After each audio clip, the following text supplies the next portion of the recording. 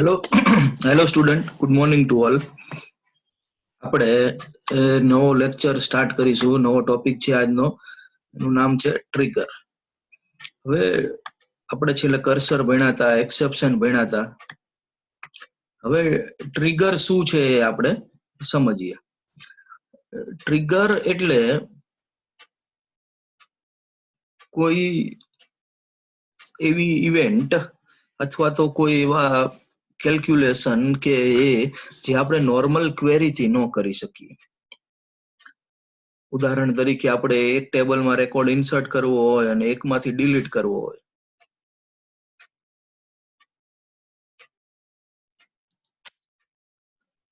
બરાબર, તો જે રેકોર્ડ ડિલીટ થયો હોય એ જ બીજા ટેબલમાં ઇન્સર્ટ કરવો હોય તો, ફોર એક્ઝામ્પલ બેંક ટ્રાન્ઝેક્શનમાં આપણે જે ખાતામાંથી ડિપોઝિટ થાય પૈસા, એમાંથી ડિડક્ટ થાય, ટ્રાન્ઝેક્શન કમ્પ્લીટ થવું જોઈએ. આ બધી પ્રોસેસ તમારે જો ઇમ્પ્લિમેન્ટ કરવી હોય તો તમારે ટ્રિગરનો યુઝ કરવો પડે. બરાબર. હવે ટ્રિગર એટલે શું થાય કે ટ્રિગર એક એવી ઇવેન્ટ ફાયર થાય, તમે ઇન્સર્ટ અપડેટ ડિલીટ કરો ત્યારે ઓટોમેટિકલી, અને જે તમે ટાસ્ક લખેલું હોય એ પરફોર્મ થાય. Database trigger is a PL SQL block stored in a database and executed implicitly, એટલે automatically, whenever a triggering event like insert update and delete occurs. જ્યારે તમે insert update delete perform કરો ટેબલમાં, ત્યારે automatically એ event તમે perform અંદર task લખેલું હોય એ પરફોર્મ થાય. એટલે ટ્રિગર ક્યારે કઈ કન્ડિશનમાં યુઝ કરી શકાય to implement complex business rule. એટલે બિઝનેસ રૂલ્સ મેં કીધું એમ કે કેલ્ક્યુલેશન કે પ્લસ માઇનસ કે એડ ને સબસ્ટ્રેક્ટ એક બે ટેબલમાં કરવું હોય ત્યારે તમે યુઝ કરી શકો. Use to keep track of database transaction. કોઈ પૈસા ઉપાડ્યા હોય તો એનામાંથી ડિડક્ટ થવા જોઈએ, એનો ટ્રેક ઓફ ટ્રાન્ઝેક્શન રાખી શકે. સ્ટોપ ઇનવેલિડ ટ્રાન્ઝેક્શન, તમે કોઈ વ્યક્તિ સેટરડે સન્ડે જમા કરે પૈસા તો એ નો ચાલે, એવું ઇનવેલિડ ટ્રાન્ઝેક્શન આપણે રાખવું હોય તો પણ કરી શકાય. Use to perform cross transaction એટલે જે ખાતામાંથી પૈસા ડિપોઝિટ થયા હોય એમાં જે ખાતામાં ડિપોઝિટ કર્યા હોય એમાં એડ થાય, વિથડ્રો કરે ત્યારે માઇનસ થાય, આ બધી પ્રોસેસ થાય. બરાબર. અને મેન્ટેન ડેટાબેઝ ટ્રાન્ઝેક્શન લોગ, એટલે જે તમે ડેટાબેઝમાં પરફોર્મ કરો એ બધું ટ્રાન્ઝેક્શન એ મેન્ટેન થવા જોઈએ. બરાબર. તો આ બધી કોમ્પ્લેક્સ જ્યારે કેલ્ક્યુલેશન કે કઈ પણ હોય ત્યારે તમે ટ્રિગરનો યુઝ કરી શકો. હવે ટાઈપ્સ ઓફ ટ્રિગર, બે ટાઈપના ટોટલ ટ્રિગર છે. નંબર 1 રો ટ્રિગર અને બીજું statement trigger. Row trigger fired each time a row in the table is affected. એટલે એક one by one row check કરશે, જ્યારે અફેક્ટ થાય, જ્યારે કોઈ પણ રો ને કન્ડિશન મેચ થાય ત્યારે ત્યાં એ ટ્રિગર કામ કરશે. And some action required when any row is affected. જ્યારે તમારે ઈ રો અફેક્ટેડ કન્ડિશન સેટિસ્ફાય થાય ત્યારે જે આપણે એક્શન કે ક્વેરી કે કઈ લખેલું હોય એ પરફોર્મ કરશે. It created using for each row clause. For each row જ્યારે સ્ટેટમેન્ટમાં લખવામાં આવે ત્યારે એને રો ટ્રિગર આપણે સમજવું. બરાબર. Trigger body will be executed only for those rows that meet the condition specified by when clause. બરાબર. આપણે અહીંયા when પછી કન્ડિશન લખશું. કન્ડિશન જ્યાં મેચ થાય ત્યાં એ એક્ઝિક્યુટ કરશે. બરાબર. એટલે row trigger for each row જ્યાં લખ્યું હોય ત્યાં રો ટ્રિગર છે એવું સમજવાનું. એ દરેક રો ને ચેક કરશે, જે રો માટે અફેક્ટેડ કન્ડિશન મેચ થાય ત્યાં એને રન કરશે. પછી સેકન્ડ છે સ્ટેટમેન્ટ ટ્રિગર. આ ડિફોલ્ટ ટાઈપ ટ્રિગર હોય. બરાબર. એકવાર ફાયર્ડ થાય અને ચેક કરી લેશે કેટલી રો ને અફેક્ટેડ થાય છે. જો તમે વેન ક્લોઝ નો લખેલું હોય તો એ ટ્રિગર છે એ કયું ટ્રિગર છે? સ્ટેટમેન્ટ ટ્રિગર છે. બરાબર. ઓલું રો ટ્રિગર આ કન્ડિશન જ્યાં મેચ થાય ત્યાં જ હોય. એટલે વેન કન્ડિશન, જ્યાં વેન પછી કન્ડિશન લખેલી હોય, કન્ડિશન જે મેચ થાય એ જ રો ને ખાલી અફેક્ટ કરશે. જ્યારે આ સ્ટેટમેન્ટ ટ્રિગર શું કરે? એકવાર આખા ટેબલ ની બધી રો ચેક કરી લેશે, બરાબર, એક જ વાર જ્યાં મેચ થાય ત્યાં run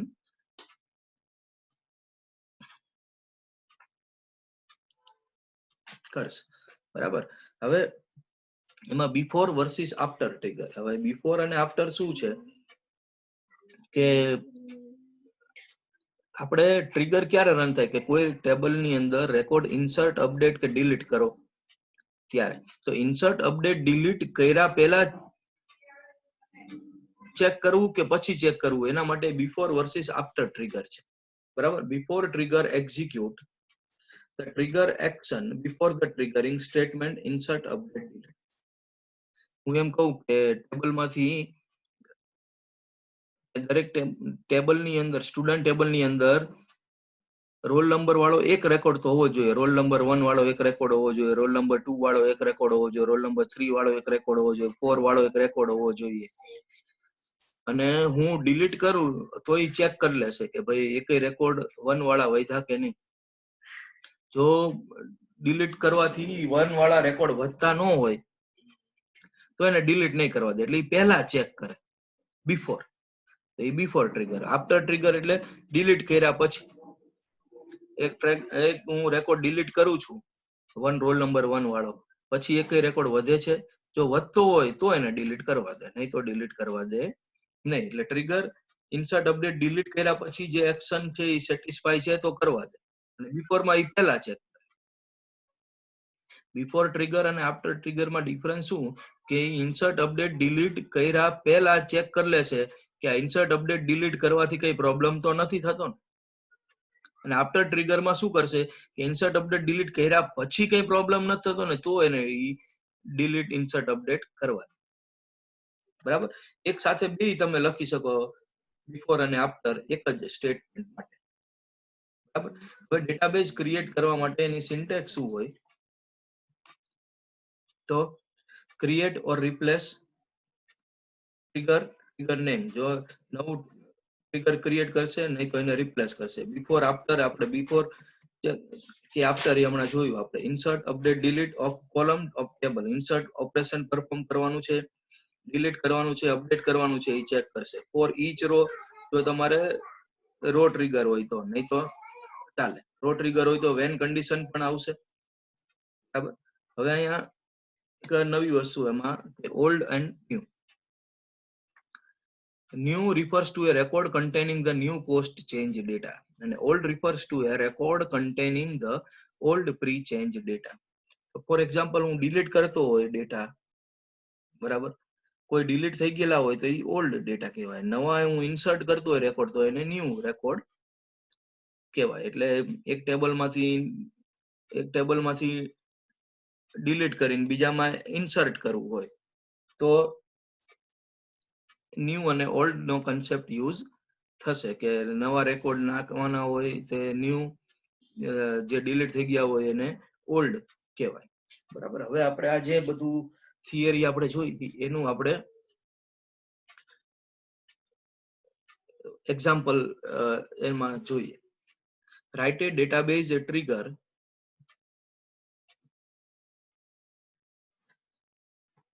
before insert for each row on the table fees for not allowing the transaction on Saturday, Sunday. સૌથી પહેલા તો સેટરડે, સન્ડે શું કરવાનું છે કે કોઈ સ્ટુડન્ટ ફીસ જમા કરે કે સેટરડે કે સન્ડે હોય તો એ ફી જમા નહીં લે. આવી કોમ્પ્લેક્સ ઓપરેશન આપણે સામાન્ય ક્વેરી થી કરી ન શકીએ. બીજું કે આમાં શેનો યુઝ કરેલો છે તો બિફોર ઇન્સર્ટ. બિફોર એટલે પહેલા, ઇન્સર્ટ કરતા પહેલા ચેક કરશે. ટેબલ ની અંદર રેકોર્ડ ઇન્સર્ટ કરતા પહેલા ચેક કરશે કે સેટરડે, સન્ડે છે તો હોય તો એ નહીં કરવા દે. ફોર ઈચ રો એટલે state row trigger on the table fees. Fees નામનું ટેબલ છે, બરાબર. તો શું લખેલું છે આપણે? Create or replace trigger T1. નવું ટ્રિગર ક્રિએટ કરશે, હોય તો રિપ્લેસ કરશે. Before insert or update or delete. Insert કરતા પહેલા, અપડેટ કરતા પહેલા, ડિલીટ કરતા પહેલા ફીસ નામના ટેબલમાં ચેક કરશે. વેરિયેબલ લીધો છે,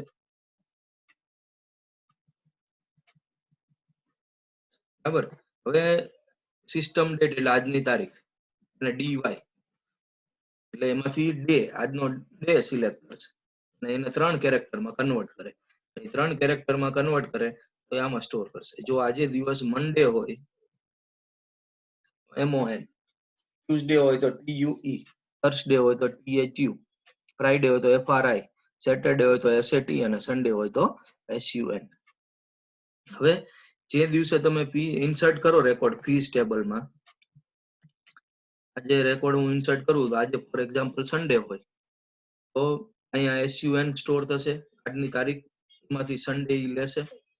જો સન્ડે છે આજે તો એપ્લિકેશન એરર જનરેટ કરશે અને મેસેજ આવશે ટ્રાન્ઝેક્શન વિલ નોટ એલાઉ. આમાં તમારે જો તમારે એરર આપવી હોય તો raise underscore application underscore error નો યુઝ કરવાનો. પહેલા એક એરર નંબર આપવાનો, તો આવો સમથિંગ ડિફોલ્ટ નંબર આપવાનો અને પછી આ મેસેજ આવે transaction will not allow, transaction allow નથી.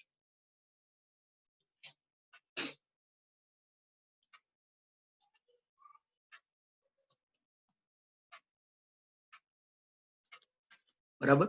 હવે એટલે શું થયું કે તમે રેકોર્ડ ઇન્સર્ટ કરો છો એમાં ફીઝ નામના ટેબલ ની અંદર, બરાબર, આજનો દિવસ ચેક કરશે, બરાબર, આમાં સ્ટોર થાય સેટરડે સન્ડે જે હોય સેટરડે સન્ડે તો એરર ઇન્સર્ટ કરવા દેશે નહીં. સેટરડે સન્ડે ન હોય તો ટેબલમાં રેકોર્ડ ઇન્સર્ટ થઈ જશે. હવે જો બીજો, write a database trigger to insert the existing value of the employee table into new employee table when the record is deleted from employee table. શું કરવાનું છે? એમ્પ્લોય ટેબલ માંથી જે રેકોર્ડ ડિલીટ કરો એ રેકોર્ડ ન્યૂ એમ્પ્લોય ટેબલ માં insert થવો જોઈએ. બરાબર, જે ટેબલ માંથી રેકોર્ડ ડિલીટ કરો, એમ્પ્લોય ટેબલ માંથી રેકોર્ડ ડિલીટ કરવાનો અને ન્યૂ એમ્પ્લોય ટેબલ માં એ જ રેકોર્ડ ઇન્સર્ટ કરવાનો. જ્યારે જ્યારે એમ્પ્લોય ટેબલ માંથી ડિલીટ કરો ત્યારે ન્યૂ એમ્પ્લોય માં રેકોર્ડ ઇન્સર્ટ થઈ જવો જોઈએ. ક્રિએટ ઓર રિપ્લેસ ટ્રિગર એ નામ લખી નાખો, T2 નામ આપી દો. બિફોર ડિલીટ ફ્રોમ, ડિલીટ કરતા પહેલા કયા ટેબલમાં? On employ for each row. બરાબર. હવે શું અહીં લખેલું છે? મેં ખાલી સિમ્પલ લખેલું છે ઇન્સર્ટ ઇનટુ, જે શું એક્શન પરફોર્મ થશે? Delete from on employ. Employ ટેબલમાં તમે ડિલીટ કરો ત્યારે શું એક્શન પરફોર્મ થાય? તો insert into new employee values, old employee number, employee name અને ઓલ્ડ સેલેરી. એમ્પ્લોય ટેબલમાં 3 કોલમ હોવી જોઈએ, એમ્પ્લોય નંબર, એમ્પ્લોય નેમ અને સેલેરી. ઈ ડિલીટ થઈ ગઈ એટલે ઈ ઓલ્ડ માં ગણી જાય. એટલે old employee number, employee name અને સેલેરી અને ઇન્સર્ટ કરવા દેશે.